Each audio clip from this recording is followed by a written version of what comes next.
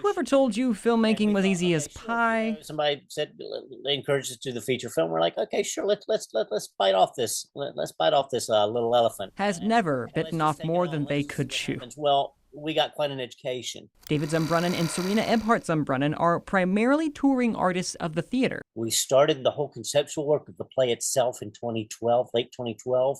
So here we are in 2025, almost 12 years later. So adapting their true story play Native into a feature film was their first bite of filmmaking. The story itself is based on the work that Paul Green did when Richard Wright, who was an African-American author renowned in the 1940s, wrote Native Son. And they wanted to adapt it for the Broadway stage. The second bite of the elephant? Give me your eyes.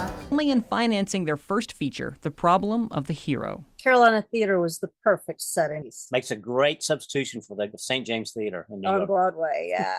Once principal photography wrapped in 2020, it was on to the third bite. At the first film festival screening, my legs were practically shaking because I didn't know, we had no idea what the response is. You know, we have no idea how the people are going to receive this.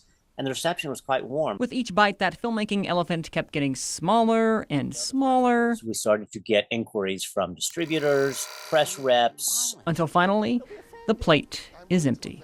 You know, I kind of have to look at it as a ladder. You don't just jump up in the air and you're on the second floor. You have to take it one rung at a time. So making your first independent feature isn't easy, but it's fulfilling. Having those people guide us through this process and inform us is something that we'll always treasure. Down to the last bite.